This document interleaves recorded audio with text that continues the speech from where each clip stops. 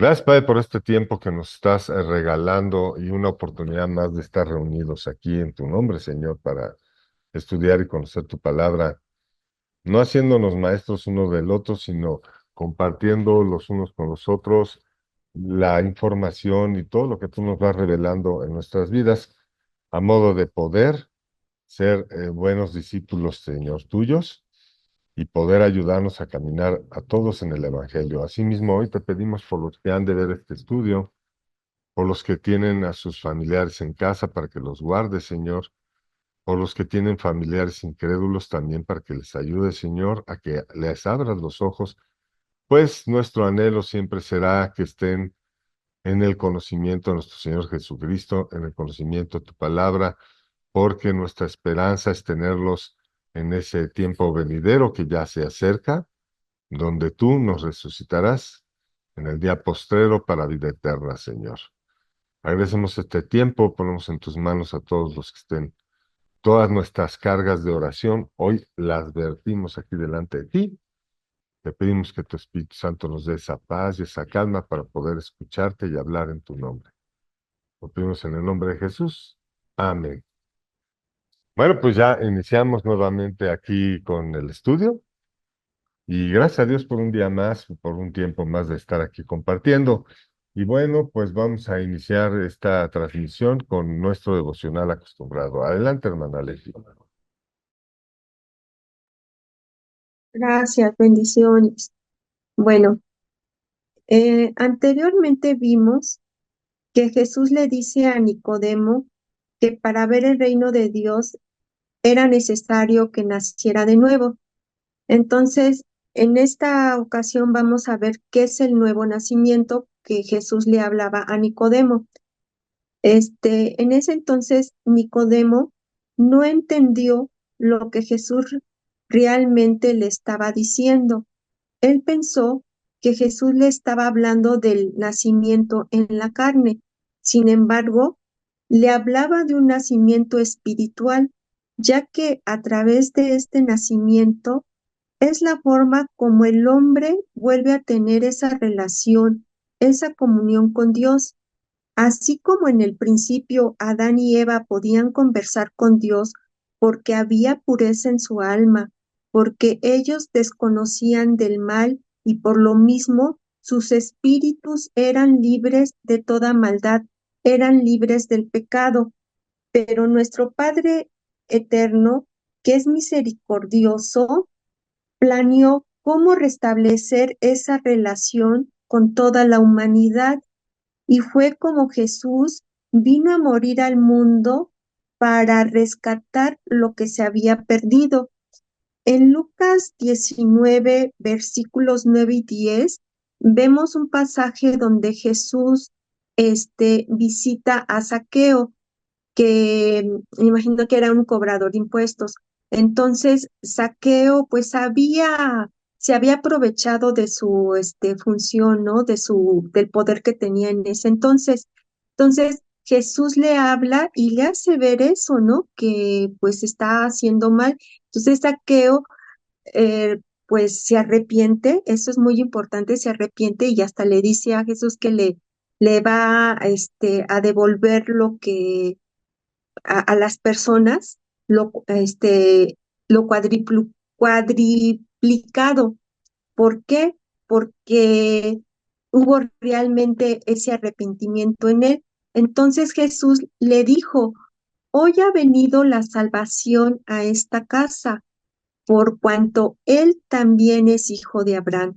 O sea, cuando dice esto Jesús, porque también es hijo de Abraham, recordemos que Abraham es el padre de la fe.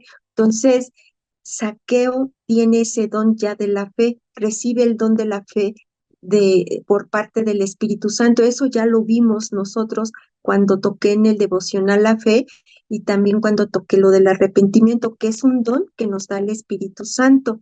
Entonces, continúa Jesús diciéndole, porque el Hijo del Hombre vino a buscar y a salvar lo que se había perdido. O sea, recordemos que la clase pasada yo les comenté que que Adán y Eva tenían esa relación bonita con Dios, que tenían pues, bueno, pues sí, en pocas palabras, esa comunión con Dios y que después por haber desobedecido, pues se perdió esa comunión, ¿no? Y estar perdido significa estar separado de Dios, estar desconectado y fuera de su presencia de Dios. Las Sagradas Escrituras nos enseñan que nacemos espiritualmente muertos. Eso lo habla Efesios en el capítulo 2, versículo 1, y que esta caída fue heredada por Adán por haber desobedecido a Dios, teniendo como que en consecuencia que estemos destituidos de la gloria de Dios. También eso nos lo habla en Romanos 3, versículo 23. Ahora, ¿qué pasa que estemos sin Dios? ¿Qué hemos perdido? Hemos perdido nuestra protección. Significa que estamos por nuestra cuenta cuando no estamos bajo la protección del Señor. Es una gran razón por la que muchas personas viven angustiadas, pensando en qué comerán mañana o qué pasará si pierdo mi trabajo, etcétera. También se pierde nuestra dirección o la dirección de Dios. Más bien perdemos la dirección de Dios porque eso hace que estemos inclinados a tener poca comprensión sobre a dónde debemos ir y lo que debemos hacer en nuestra vida. Asimismo, también perdemos nuestro potencial porque podemos tener mucho dinero y poder adquisitivo, pero sin Dios nunca tendremos la verdadera alegría, la paz y lo más importante, no tendremos la esperanza y seguridad que cuando se acabe nuestra vida en este mundo, tendremos la vida eterna junto a Él, porque recordemos que nuestra salvación no es por obras, para que nadie se gloríe, como nos dice Efesios 2:8, sino porque es por el don de la fe que nos da el Espíritu Santo. ¿Cómo, cómo se va, por decirlo, uniendo, complementando todos estos devocionales, ¿no? Que es la fe, que es el arrepentimiento, que es el reino de Dios y ahora qué es el nuevo nacimiento, ¿no? Y pues muchos se preguntarán entonces, que ¿por qué no necesitamos hacer nada, no? Porque no es por obras. No, absolutamente no. Solamente es por tener fe en aquel que nos amó y dio su vida en rescate por nosotros. Pero pues eso lo veremos la siguiente clase, ¿verdad? Amén. Muchas gracias. Muchas gracias a ti, hermano. Bueno, pues seguimos con nuestro programa y bueno, no me deja de sorprender las diosidencias de lo que compartimos en los estudios. Aprovecho la oportunidad para decirles no, que no dejo de sorprenderme de lo relacionado que está todo lo que compartimos cada uno de nosotros. Bueno, adelante, Jorge, con tu información. ¿Qué nos traes? Hoy es información extrabíblica, bíblica. Más Platícanos un poco. bíblica, es respecto a todo lo que, todas las guerras que ha habido en los años de 60 y 65, la transformación ¿Las guerras? ajá, de las guerras, ¿no? Que Ah, hubo, ok. Pero platícanos de qué de qué siglo son esas era lo guerras. que todas las guerras del Imperio Romano que estaban en esa época, Ah, ajá, pues referente a, adelante. entonces, al final les voy a hacer un comentario, vamos a empezar con el año 60, ¿no? En el año 60, el saqueo de Londinium. La reina Boudica saquea Londinium, actualmente es Londres, y el Ulamium, actual es San Albán. Son provincias provocando la muerte de miles de civiles. Eso está en Inglaterra, para que veamos qué tan extendido estaba el Imperio Romano, ¿no? Los rebeldes liderados por Boudica vencen a la Legión Novena Hispana Romana y destruyen la capital Camulodenum, actual ¿Tienes micrófono ahí, perdón? Sí, sí se me oye. Es que no veo dónde está tu micrófono. Aquí está, aquí está. Ah, ponlo de frente hacia ti, Ok, ¿ya me oyen? porque no, más Más así. no, no, de frente, apúntalo hacia ti, Aquí estoy, a ver, dime. así. ¿Así? Entonces, ajá, sí, no te lo pegues tanto. Es que no Ok, te escuchábamos bien. Ajá, ok, entonces empiezo de nuevo, ¿no? Así nada más llevaba poquito. En el año 60 fue el saqueo de Londinium. La reina Boudica saquea a Londinium, actualmente Londres, y Verulamium, actual San Albans, provocando la muerte a miles de civiles. oye, pero a ver, Entonces, platícanos, perdón que te interrumpa, platícanos, ¿quiénes son esos, esos son del actores? Imperio Porque Romano. ahorita, perdón, escúchame tantito.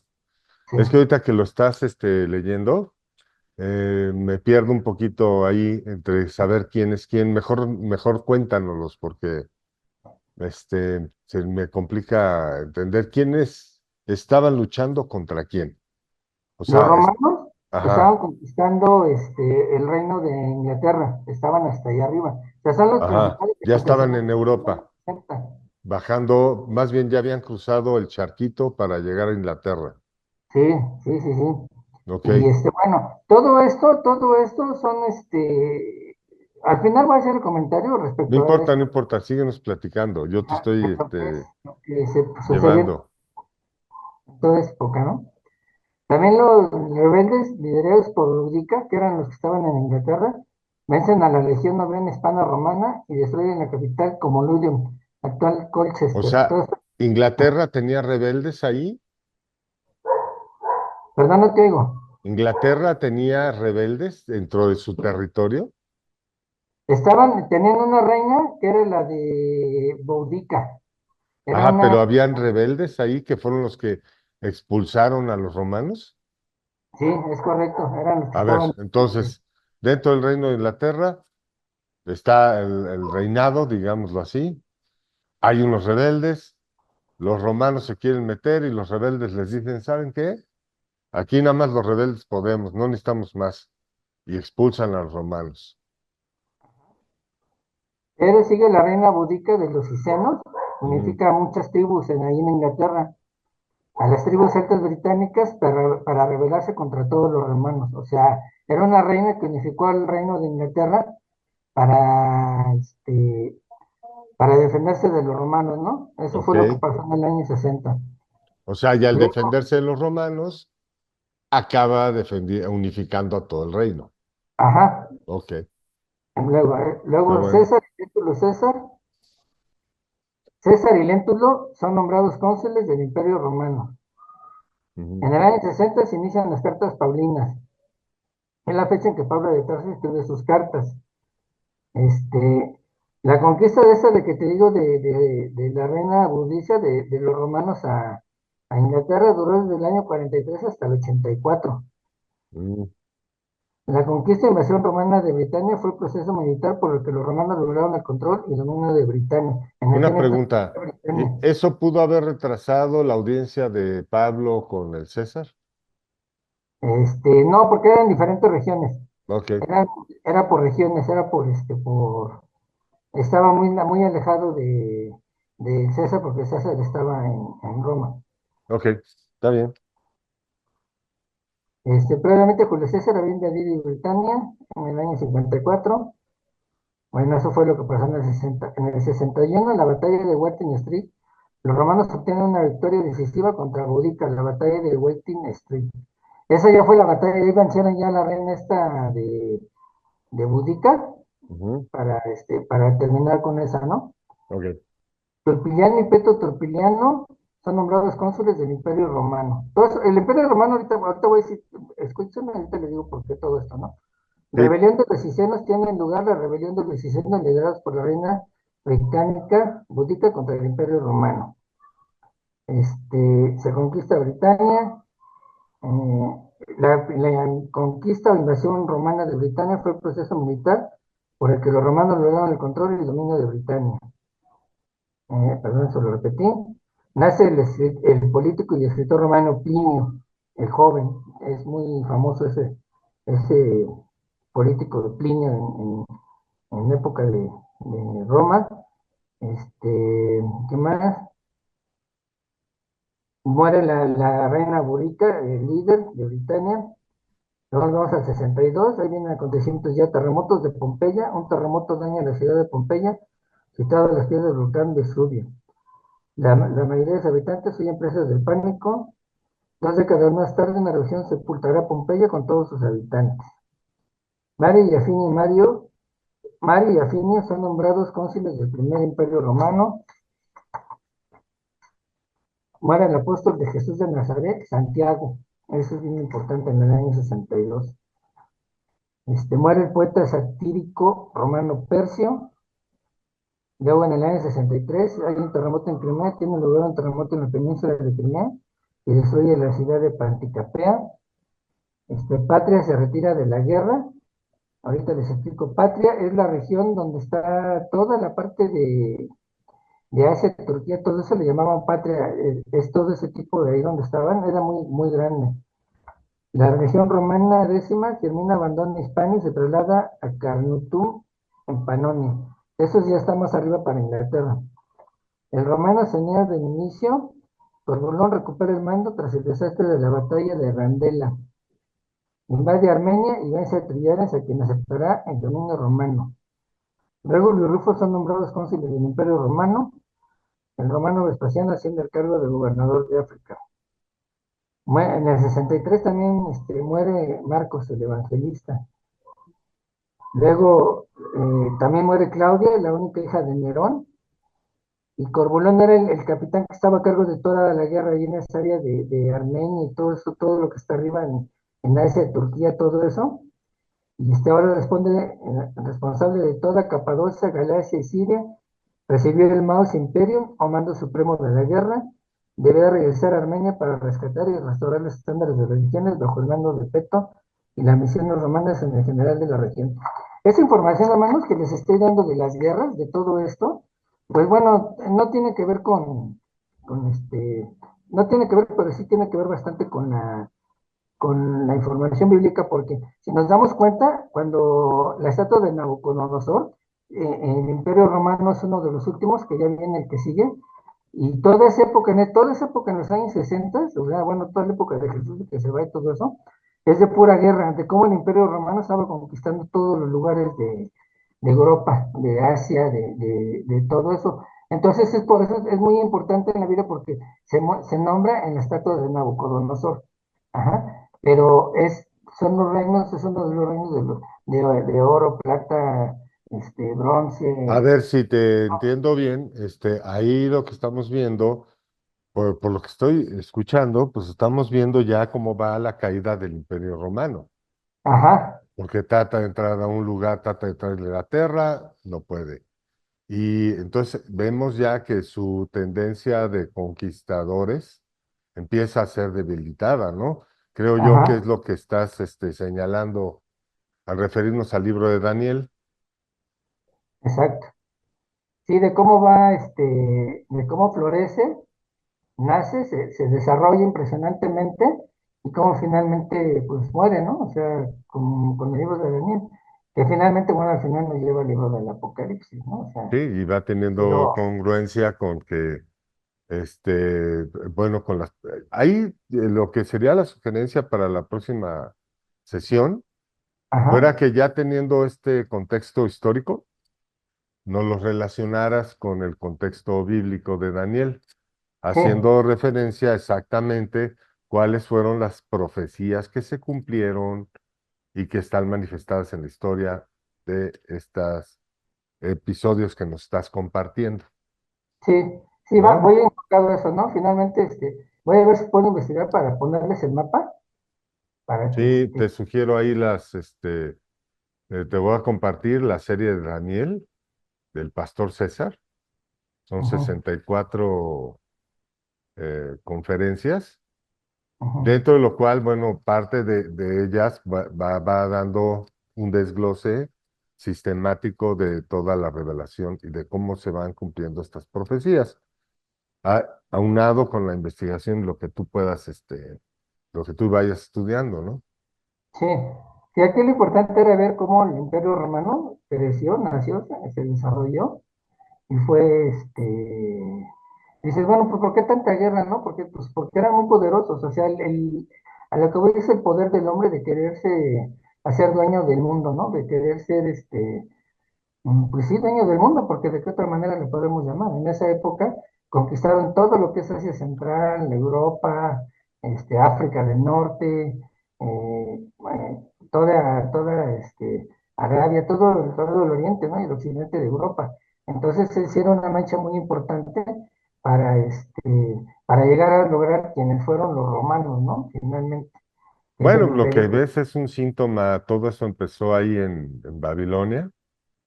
En Ujú, Babilonia Dios da la orden de que, de que el hombre se disperse por todo el mundo. ¿Y cuál es la sorpresa? Que se ponen de acuerdo para que eso no suceda y contrario a la orden que Dios dio, se quedan en Babilonia y hacen esa torre de Babel, ¿no? Que representa lo que posteriormente vendrá a ser el imperio del anticristo. exacto. Y también cómo hacen un lado a Dios, ¿no? O sea, como un hombre siempre queriendo conquistar, hace un lado a Dios, ¿no? El gentil, el Sí, mundano. pienso yo que es la manera, el hombre siempre quiere gobernar a su creación. Lo vemos hasta en las iglesias, ¿no? En las guardadas proporciones vemos en algunos casos alguna persona que está iniciando toma liderazgo de algo y empieza a querer gobernar la iglesia, ¿no? ¿Cómo? Pues buscando quitar o poner personas, buscando esto, buscando el otro, y empiezan conscientes o inconscientemente a mover las fichas de la iglesia hasta que Dios pone un alto a esa situación. Pero pues sí se ha dado en el caso, a mí, del corto tiempo que yo llevo de estar en las iglesias, me ha tocado ver cómo líderes buscan influir en el movimiento del cuerpo de Cristo, ¿no? Pero creo yo que es un proceso natural. No lo siento así porque venimos de una naturaleza caída y tenemos que ser transformados para dar paso a la voluntad de Dios. Entonces, pues es algo a lo que estamos llamados todos a tolerar, ¿no? ¿Qué Ujú. otra cosa más traes por ahí? Tenemos 4 minutos Nada más eso, todavía.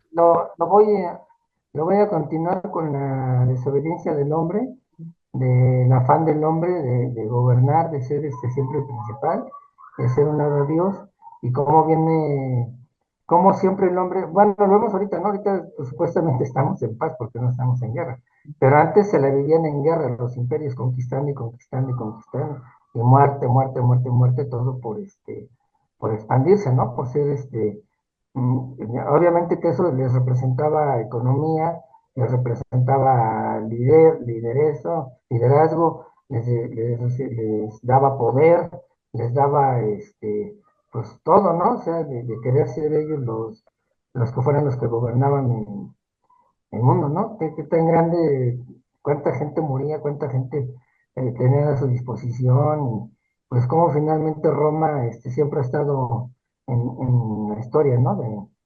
De la humanidad, ¿no? Desde que empezó a hacer su reinado hasta la fecha.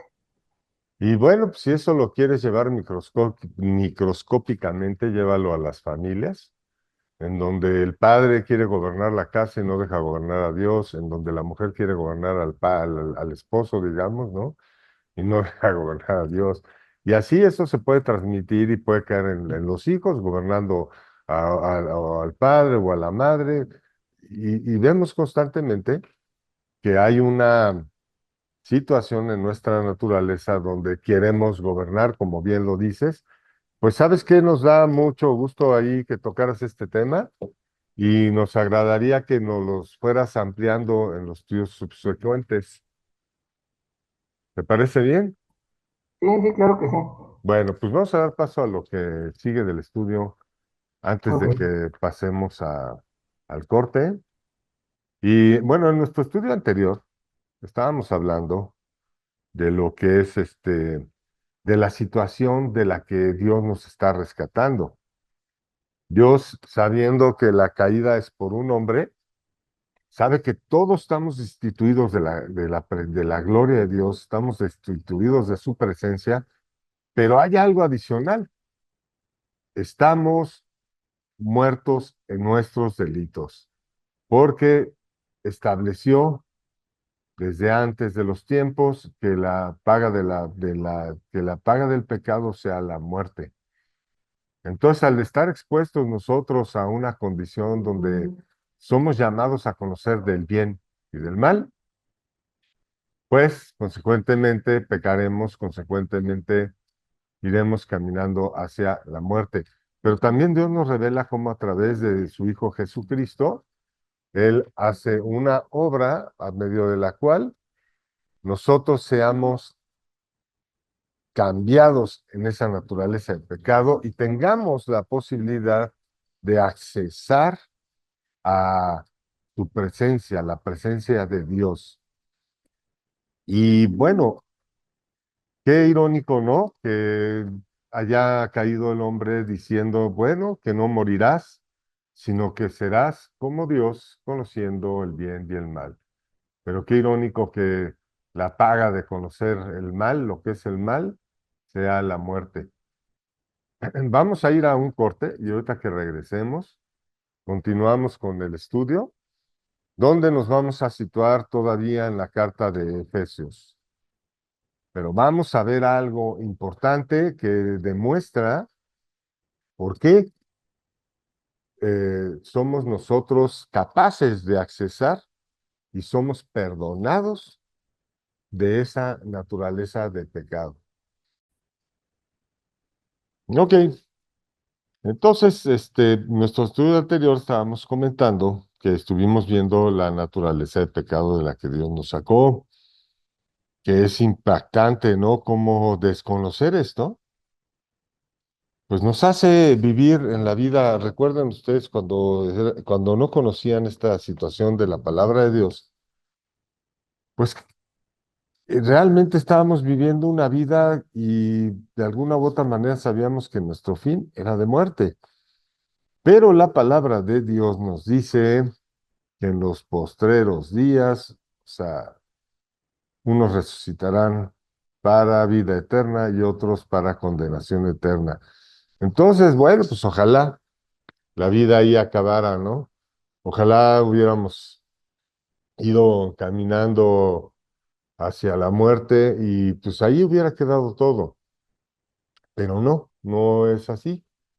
Dios tiene planeado todo esto y yo creo que la solución no es desconocer lo que escrito está, sino adentrarnos a lo que escrito está para saber que la misericordia de Dios es alta y quiere que todos sean salvos.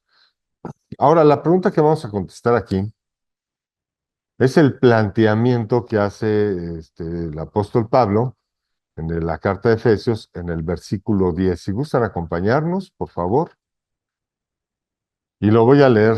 Y dice así, porque somos hechura suya, creados en Cristo Jesús para buenas obras, las cuales Dios preparó de antemano para que anduviésemos en ellas. Bueno, pues vemos aquí estas palabras del apóstol Pablo, donde nos está diciendo que no solo somos salvados por la gracia de nuestro Señor Jesucristo, ahora nos está diciendo que somos hechura suya. Entonces, ¿qué es lo que está revelando Pablo a través de este versículo? Eso es lo que necesitamos contestar. Primeramente, vamos a establecer que estas palabras de Pablo que está dándonos a nosotros, ya Dios nos había dicho desde antes que esto iba a suceder, pero nos los dijo a través de los profetas y específicamente a través del profeta Isaías. Acompáñenme a Isaías 43, vamos al versículo 18 y 19. Vean qué impresionante, ¿no? Si nosotros nos situamos en aquella época, estas palabras, ¿a qué referencia hacen? ¿No? Ok, podrían hacer referencia y podríamos hacer una lista. diciendo, bueno, estas palabras hacen referencia al tiempo en que sale el pueblo de Israel, de Egipto, va a la tierra de Canaán, y podríamos decir que estas palabras se sitúan en ese tiempo. Y bueno, ok, también podríamos decir que estas palabras se sitúan en el tiempo en que, pues, eh, Saúl muere y David es puesto rey, ¿no? Entonces podríamos decir que estas palabras se sitúan también en aquel tiempo. Pero creemos que esto no es así, creemos más bien que el profeta Isaías está hablando a un tiempo presente futuro. Entonces vamos a dar lectura a las palabras de el profeta Isaías 43, 18 y 19, donde dice, no os acordéis de las cosas pasadas, ni traigas a memoria las cosas antiguas. He aquí yo hago cosas nuevas, pronto saldrá la luz, pronto saldrá a la luz, ¿no la conoceréis? Otra vez abriré mi camino en el desierto y ríos en la soledad. Vemos qué palabras tan fuertes, ¿no? Pronto saldrá a la luz. Y para nosotros, este versículo nos está diciendo que algo va a salir a la luz y que todo eso va a coaccionar para que todas las cosas sean hechas nuevas.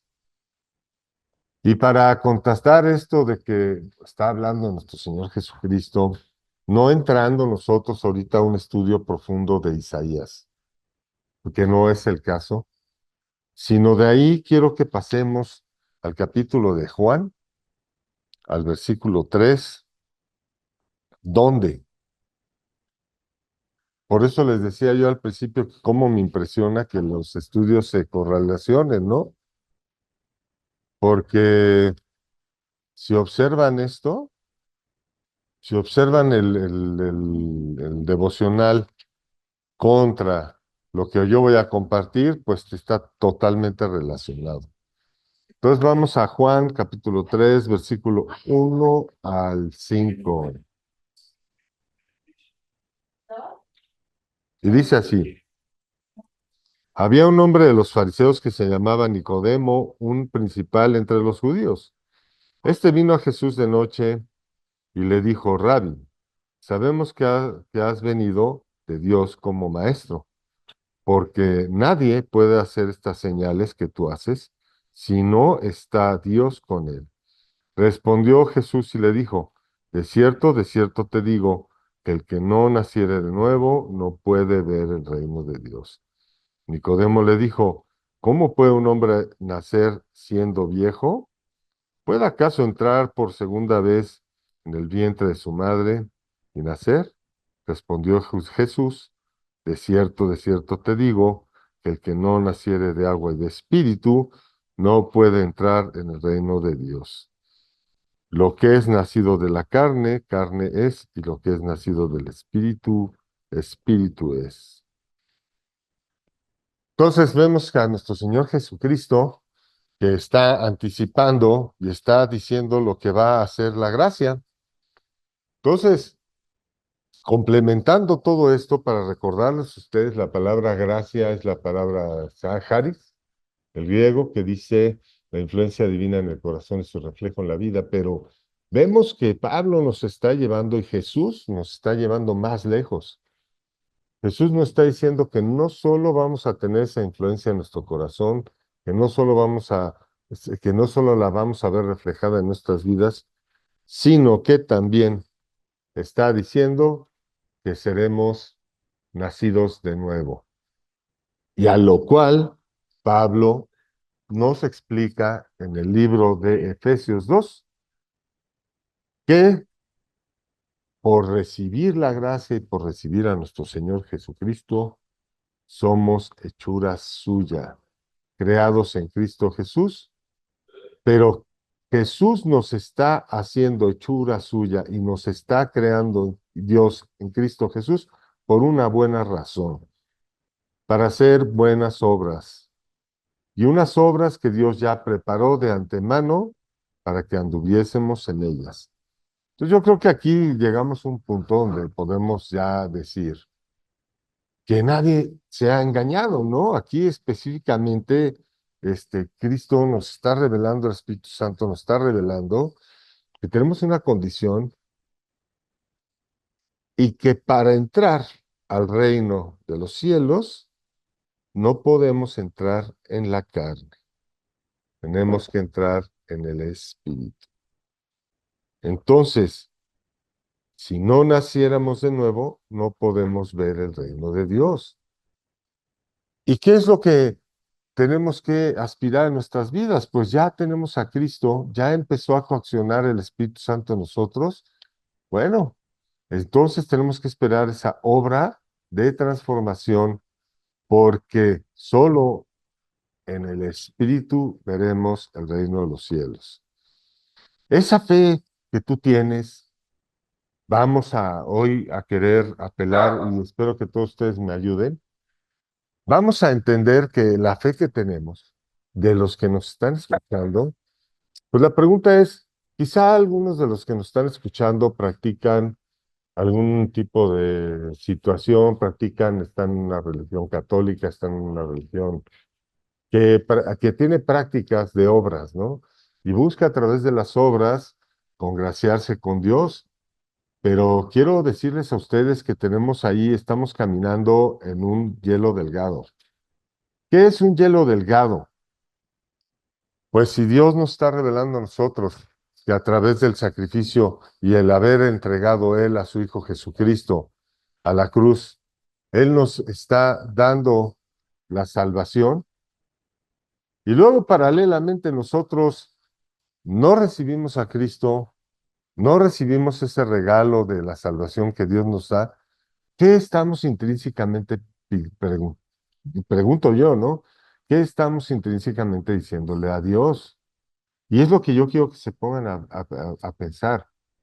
Si tú haces buenas obras, pero no tienes a Cristo en tu corazón, si aún no lo has reconocido como la propiciación, así como lo hemos platicado en estos estudios, si tú no lo has reconocido como la propiciación y como el medio por el cual Dios nos hizo salvos a todos los que le recibimos.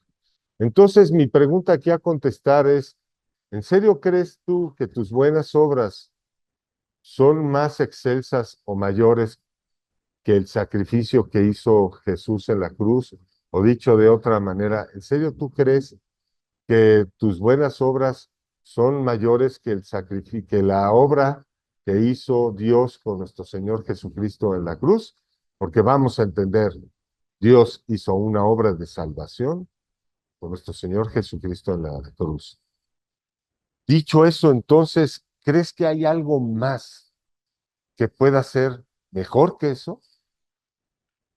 Y eso que te lleva a ti entonces a contender contra tu hermano, que a través tú de tus buenas obras y de tu buena disciplina quieres estar por encima del otro, que en sus imperfecciones Dios se levanta y se glorifica, que en sus imperfecciones Dios muestra su misericordia, no porque Él no busque obras perfectas que agraden a Dios, sino porque rendido en sus debilidades busca glorificarle a través de la transformación de su conducta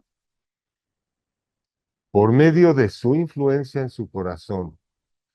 Entonces, dicho de otra manera, ¿de verdad crees que tus buenas obras en tus esfuerzos y en tus fuerzas son más excelsas que la obra que hace Jesucristo en las vidas de esas personas que antes fueron repudiables como Pablo, que fueron asesinos y que hoy, por la influencia de Dios, predican y hacen discípulos y promueven el Evangelio de Dios? ¿De verdad crees que tu obra es más perfecta que la que Dios está haciendo en esos corazones? Yo creo que eso es un hielo delgado. Es un hielo delgado porque hay que tener cuidado de que no nosotros estemos diciéndole a Dios, mis obras, mi sacrificio es más perfecto que tu obra y que el sacrificio que hiciste con tu Hijo Jesucristo en la cruz. Y anticipándonos un poco más a los estudios, si rescatan el tercer templo y renuevan otra vez la ley de los sacrificios, ¿qué no acaso eso también le estaría diciendo a Dios que la obra de ellos y el sacrificio de ellos es más perfecto que el de su Hijo? En dado caso que nosotros estuviéramos equivocados, pues no pasa nada, ¿verdad? Pero si nosotros no estamos equivocados, va a ser muy, muy, muy, muy doloroso para todos aquellos a los que estamos depositando este mensaje en sus corazones. Va a ser muy doloroso que el día de hoy, que tienen la oportunidad de arrepentirse por haber ofendido a Dios con sus buenas obras, mancillando la obra que Dios hace en los corazones de los que Jesucristo está transformando.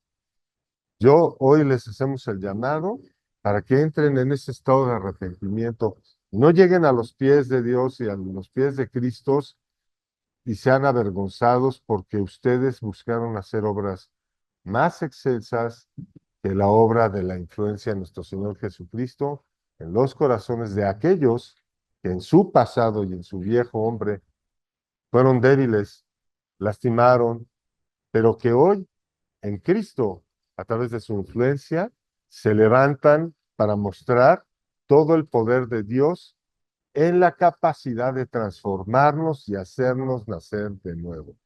Si tú que me escuchas estás allí, sientes esta situación en tu vida por alguna circunstancia, hoy es tiempo de arrepentirse, hoy es tiempo de hacer ese cambio de conducta, hoy es tiempo de pedirle a Dios por haber dado de cosas contra el aguijón, diciendo de esta manera, acompáñenme en la oración, Señor, hoy veo que tú has hecho una obra en tu Hijo Jesucristo y quiero creer en ella, Señor.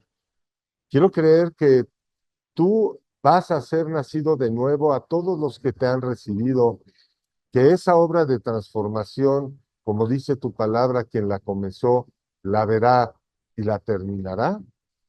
Y por ello quiero pedirte disculpas, Señor, si en algún momento yo he contendido contra tu aguijón, si en algún momento yo he atentado y de alguna manera he manifestado que esa obra que tú estás haciendo en cada corazón que te recibe no existe, sino que la obra que has hecho en nosotros es mayor que la que haces en ellos. Por ello, hoy te pedimos perdón, Señor, por haberte faltado, por haber pecado contra ti. Y abrimos nuestros corazones para que en este día digamos la siguiente oración. Señor Jesús, entra en mi corazón, sé mi Señor, sé mi Salvador, porque Dios te resucitó de entre los muertos para que yo haga buenas obras y yo y mi casa seamos salvos. Hoy te lo pido que nos limpies de toda esa maledicencia, Señor, que ha estado en nuestro corazón durante tantos años, para que seamos transformados para estas buenas obras que tú ya preparaste y predestinaste.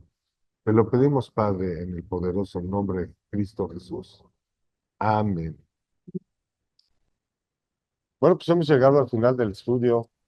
Y si tú que hoy compartiste con nosotros esta experiencia, este estudio, pues has hecho esta oración con nosotros, te pedimos que pues nos los hagas saber en un comentario diciendo, Cristo es mi Señor, mi Salvador, que pongas una manita arriba en el sitio de YouTube para que sepamos que hoy hay fiesta en el cielo.